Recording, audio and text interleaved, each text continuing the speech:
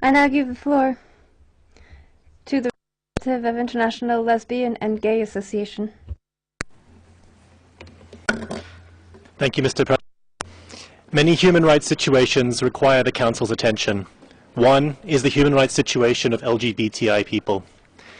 LGBTI people exist, and indeed have existed forever, in all countries, among all ethnic groups, at all socio-economic levels, and in all communities.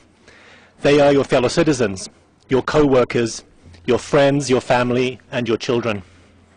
Yet acts of violence and discrimination committed against individuals because of their perceived or actual sexual orientation and gender identity also occur in all regions of the world.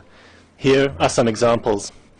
Lesbians, often made invisible, face discrimination in many areas of life and are at risk owing to entrenched gender inequalities that restrict autonomy in decision-making about sexuality and family life. Gay men live in fear of homophobic hate crimes, police abuse, and torture, both in those countries where same-sex relations remain illegal and those where it is not. Bisexuals also face discrimination. Some schools discriminate against bisexual young people, sometimes leading to their being refused admission or expelled. Trans people are unable to obtain legal recognition of the gender they identify with on ID documents and so face difficulties when applying for employment, housing or loans, or even when traveling.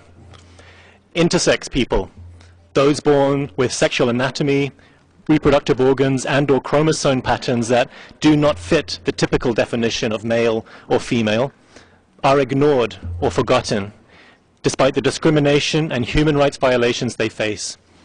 As children, they are often subjected to medically unnecessary surgery, performed without their informed consent or that of their parents, in an attempt to fix their sex to assuage society's anxiety about them, but in violation of their human rights.